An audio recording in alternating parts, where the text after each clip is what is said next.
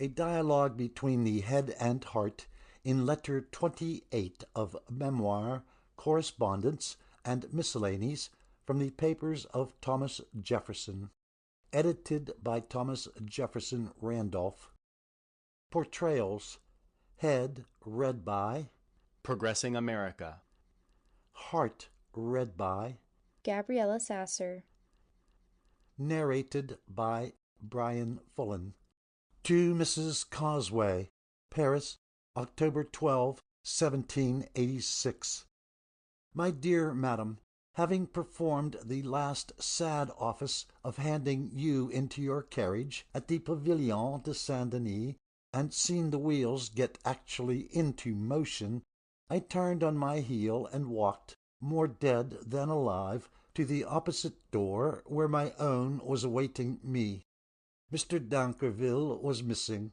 He was sought for, found, and dragged downstairs. We were crammed into the carriage, like recruits for the Bastille, and not having soul enough to give orders to the coachman, he presumed Paris our destination, and drove off. After a considerable interval, silence was broke with a "Je suis vraiment affligé du départ de ces bons gens." This was a signal for mutual confession of distress.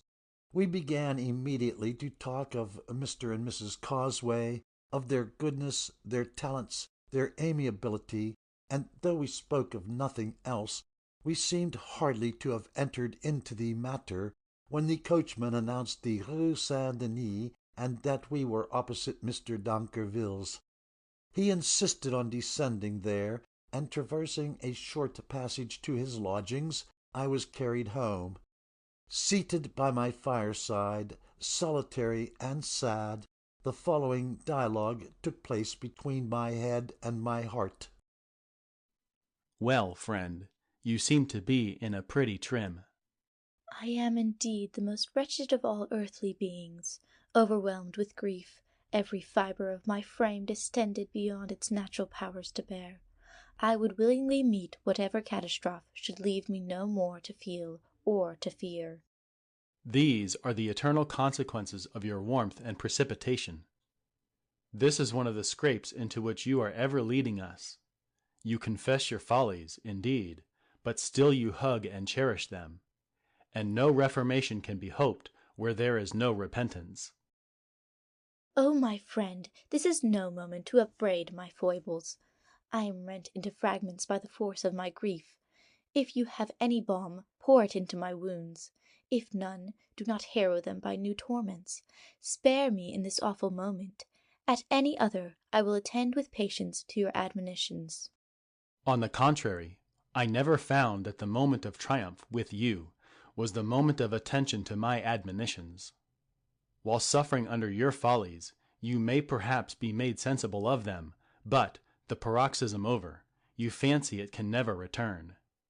Harsh, therefore, as the medicine may be, it is my office to administer it.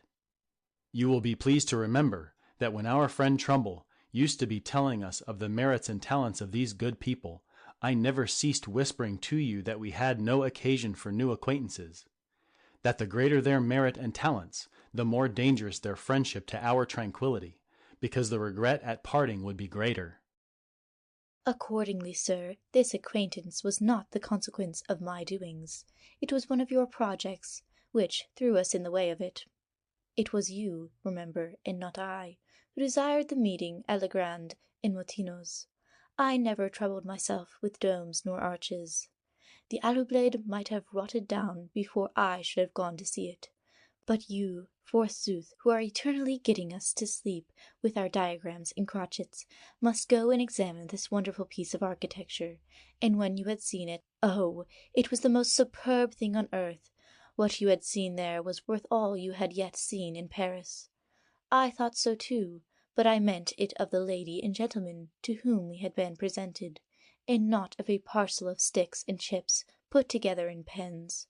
You then, sir, and not I, have been the cause of the present distress.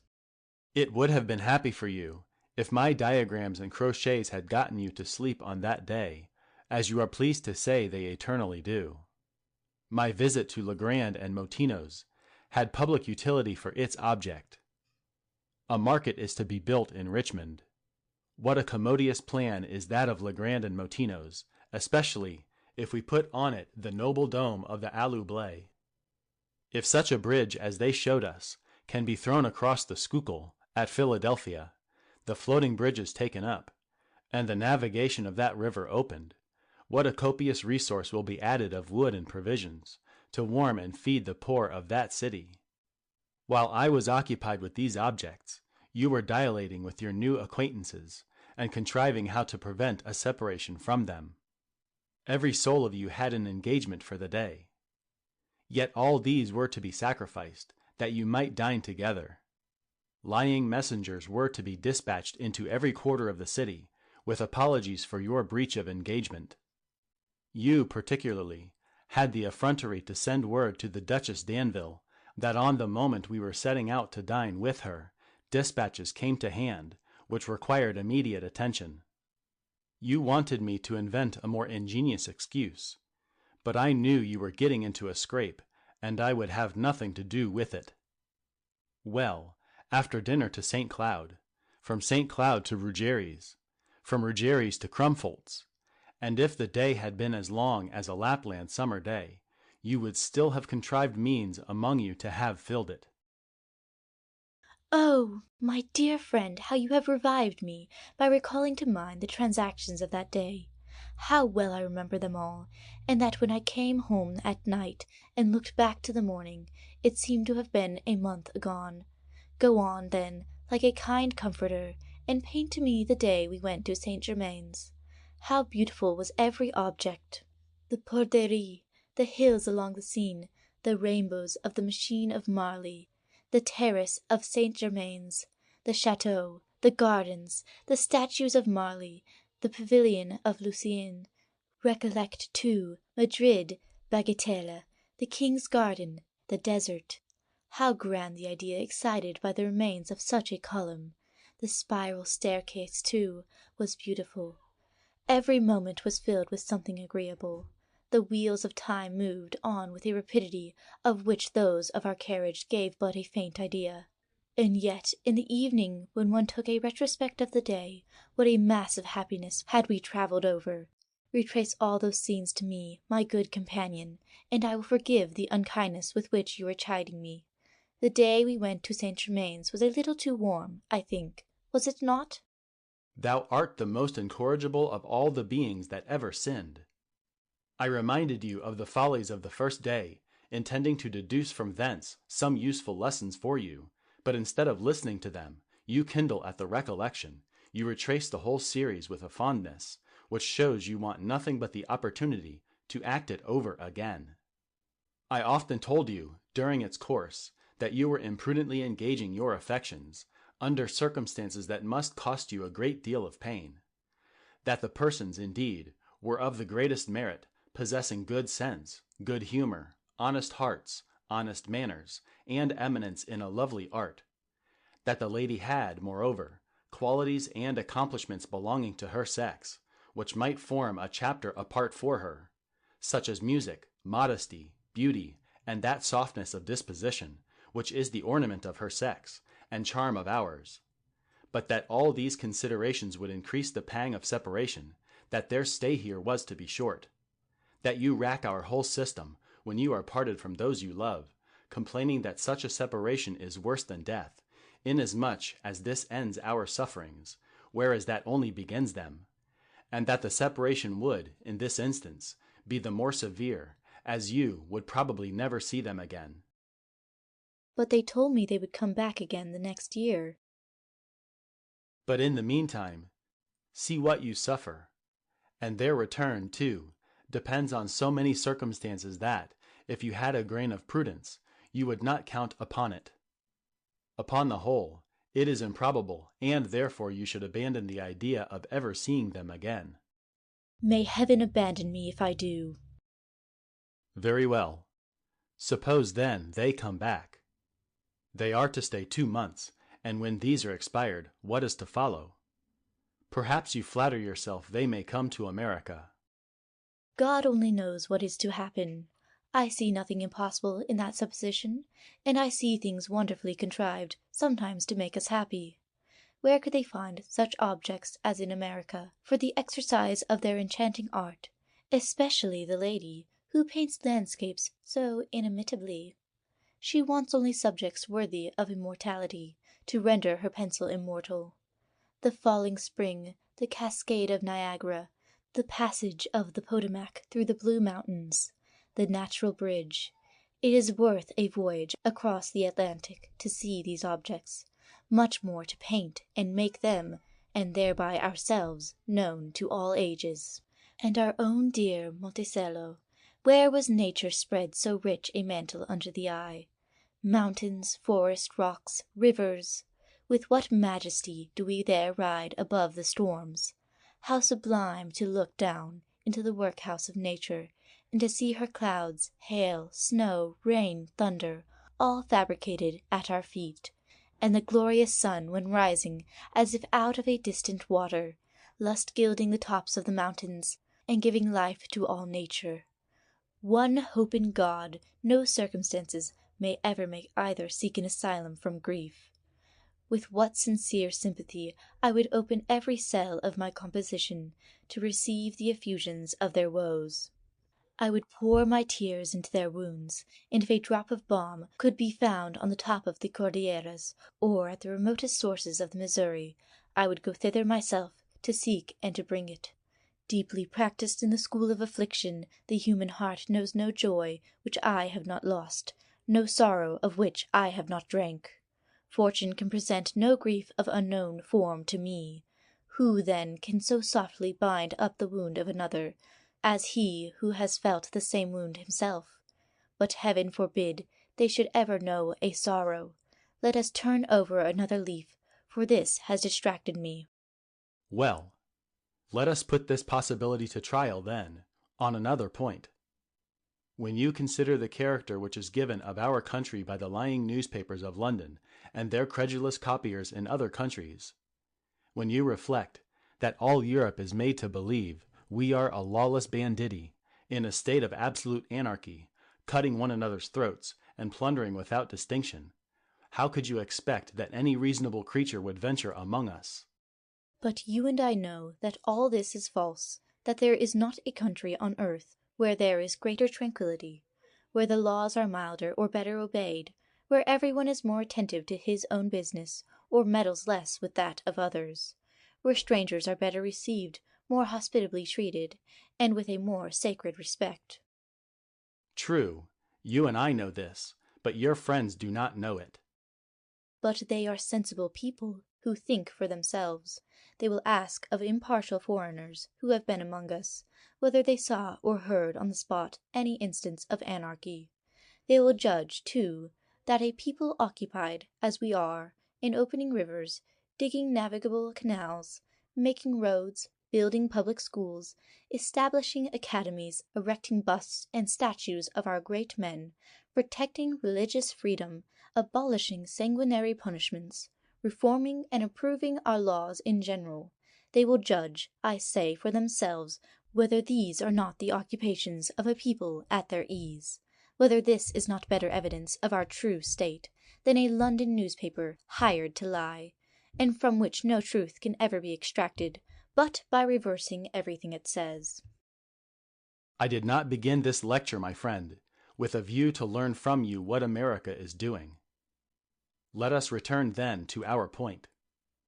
I wish to make you sensible how imprudent it is to place your affections without reserve on objects you must so soon lose, and whose loss, when it comes, must cost you such severe pangs. Remember the last night. You knew your friends were to leave Paris today. This was enough to throw you into agonies. All night you tossed us from one side of the bed to the other, no sleep, no rest. The poor crippled wrist, too, never left one moment in the same position, now up, now down, now here, now there. Was it to be wondered at if its pains returned? The surgeon then was to be called, and to be rated as an ignoramus, because he could not divine the cause of this extraordinary change. In fine, my friend, you must mend your manners. This is not a world to live at random in, as you do. To avoid those eternal distresses to which you are forever exposing us, you must learn to look forward before you take a step which may interest our peace. Everything in this world is matter of calculation. Advance then, with caution, the balance in your hand. Put into one scale the pleasures which any object may offer, but put fairly into the other the pains which are to follow, and see which preponderates. The making an acquaintance is not a matter of indifference. When a new one is proposed to you, view it all round. Consider what advantages it presents, and to what inconveniences it may expose you. Do not bite at the bait of pleasure till you know there is no hook beneath it.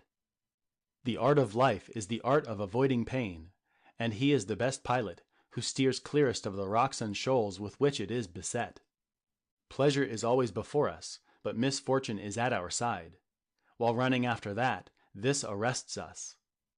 The most effectual means of being secure against pain is to retire within ourselves and to suffice for our own happiness. Those which depend on ourselves are the only pleasures a wise man will count on, for nothing is ours which another may deprive us of. Hence the inestimable value of intellectual pleasures. Ever in our power, always leading us to something new, never cloying, we ride serene and sublime above the concerns of this mortal world, contemplating truth and nature, matter and motion, the laws which bind up their existence, and that eternal being which made and bound them up by those laws. Let this be our employ. Leave the bustle and tumult of society to those who have not talents to occupy themselves without them. Friendship is but another name for an alliance with the follies and misfortunes of others. Our own share of miseries is sufficient. Why enter, then, as volunteers into those of another? Is there so little gall poured into our cup that we must heed help to drink that of our neighbor? A friend dies or leaves us. We feel as if a limb was cut off. He is sick. We must watch over him and participate of his pains. His fortune is shipwrecked. Ours must be laid under contribution. He loses a child, a parent, or a partner. We must mourn the loss as if it were our own. And what more sublime delight than to mingle tears with one whom the hand of heaven hath smitten, to watch over the bed of sickness, and to beguile its tedious, its painful moments, to share our bread with one whom misfortune has left none. This world abounds indeed with misery. To lighten its burden we must divide it with one another. But let us now try the virtue of your mathematical balance, and as you have put into one scale the burthens of friendship, let me put its comforts into the other. When languishing then under disease, how grateful is the solace of our friends! How are we penetrated by their assiduities and attentions! How much are we supported by their encouragements and kind offices! When heaven has taken from us some object of our love, how sweet is it to have a bosom whereon to recline our heads, and into which we may pour the torrent of our tears! Grief with such a comfort is almost a luxury. In a life where we are perpetually exposed to want and accident, yours is a wonderful proposition to insulate ourselves, to retire from all aid, and to wrap ourselves in the mantle of self-sufficiency. For assuredly nobody will care for him who cares for nobody.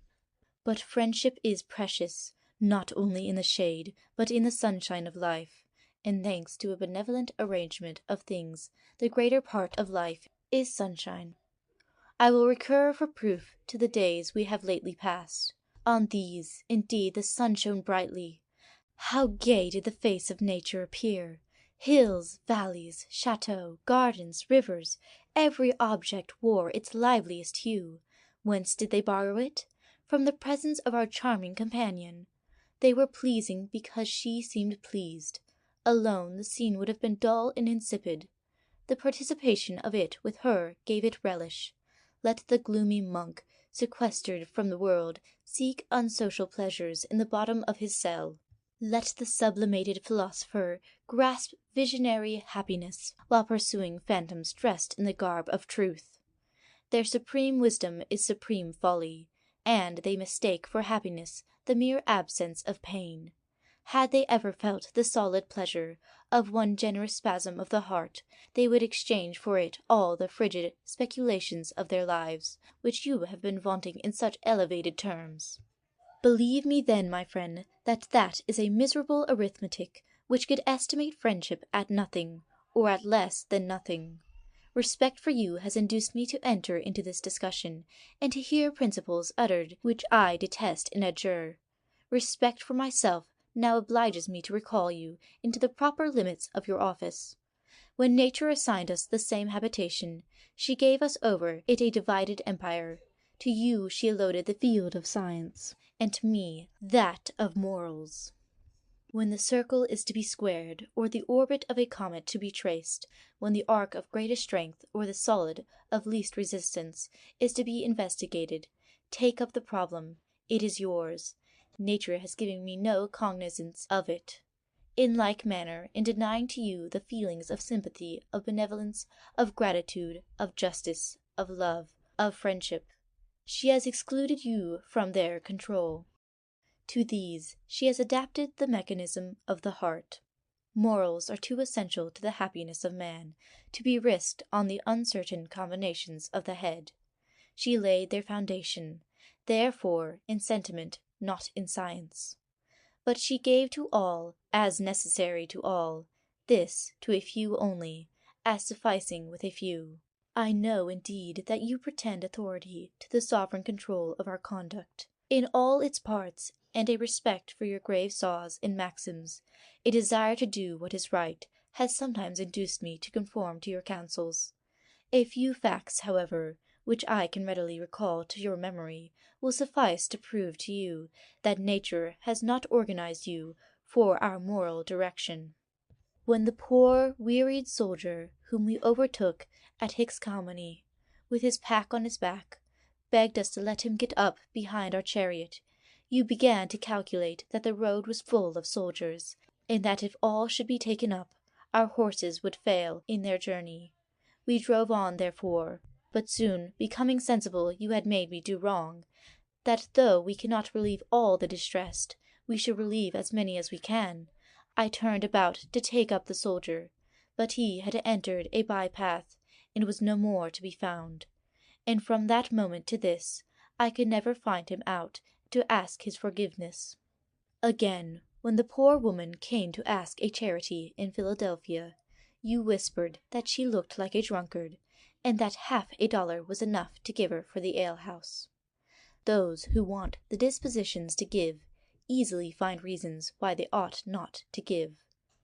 When I sought her out afterwards, and did what I should have done at first, you know that she employed the money immediately towards placing her child at school. If our country, when pressed with wrongs at the point of the bayonet, had been governed by its heads instead of its hearts, where should we have been now? Hanging on a gallows as high as Hanan's. You began to calculate and to compare wealth in numbers. We threw up a few pulsations of our blood. We supplied enthusiasm against wealth in numbers.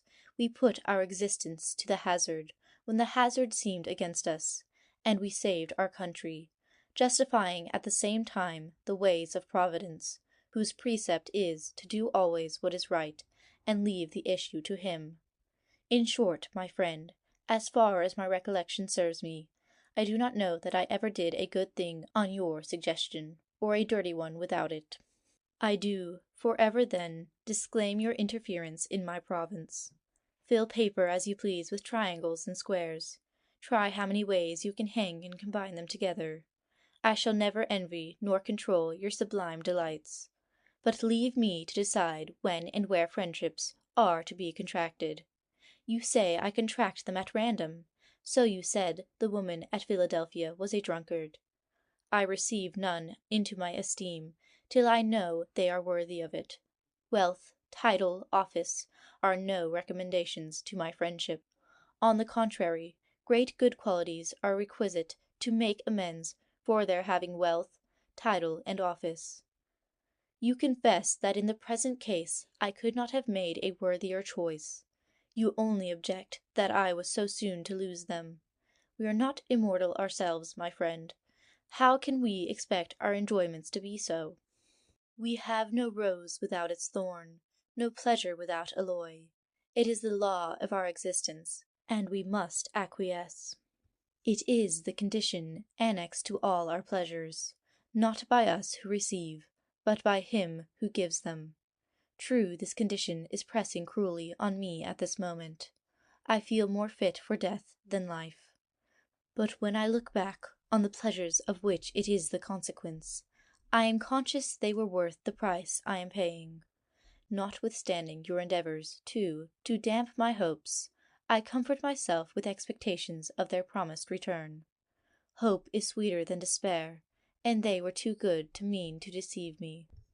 In the summer, said the gentleman, and in the spring, said the lady, and I should love her for ever, were it only for that. Know then, my friend, that I have taken these good people into my bosom, that I have lodged them in the warmest cell I could find, that I love them and will continue to love them through life, that if fortune should dispose them on one side the globe, and me on the other, my affections shall pervade its whole mass to reach them. Knowing then my determination, attempt not to disturb it. If you can at any time furnish matter for their amusement, it will be the office of a good neighbour to do it. I will, in like manner, seize any occasion which may offer to do the like good turn for you with Condorcet, Rittenhouse, Madison, Lacretelle, or any other of those worthy sons of science whom you so justly prize. I thought this a favorable proposition whereon to rest the issue of the dialogue, so I put an end to it by calling for my nightcap. Methinks I hear you wish to heaven I had called a little sooner, and so spared you the ennui of such a sermon. I did not interrupt them sooner, because I was in a mood for hearing sermons. You, too, were the subject, and on such a thesis I never think the theme long, not even if I am to write it, and that slowly and awkwardly, as now, with the left hand. But that you may not be discouraged from a correspondence which begins so formidably, I will promise you, on my honour, that my future letters shall be of a reasonable length. I will even agree to express but half my esteem for you, for fear of cloying you with too full a dose. But on your part no curtailing. If your letters are as long as the Bible, they will appear short to me. Only let them be brimful of affection. I shall read them with the dispositions with which Alekin in Les Deux Billets spelt the words Je t'aime, and wished that the whole alphabet had entered into their composition. We have had incessant rains since your departure. These make me fear for your health, as well as that you had an uncomfortable journey. The same cause has prevented me from being able to give you any account of your friends here. This voyage to Fontainebleau will probably send the Count de Moutier and the Marquis de Bréhan to America. d'Anquerville promised to visit me, but has not done it as yet. Delatude comes sometimes to take family soup with me, and entertains me with anecdotes of his 35 years' imprisonment. How fertile is the mind of man, which can make the Bastille and dungeon of Vincennes yield interesting anecdotes! You know this was for making 4 verses on Madame de Pompadour, but I think you told me you did not know the verses. They were these: sans esprit, sans sentiment, sans être belle ni neuve, en France on peut avoir le premier amant, Pompadour en est de preuve. I have read the memoir of his 3 escapes. As to myself, my health is good, except my wrist, which mends slowly, and my mind, which mends not at all, but broods constantly over your departure. The lateness of the season obliges me to decline my journey into the south of France. Present me in the most friendly terms to Mr. Causeway, and receive me into your own recollection with a partiality and warmth proportioned not to my own poor merit, but to the sentiments of sincere affection and esteem with which I have the honor to be, my dear madam, your most obedient, humble servant, Thomas Jefferson.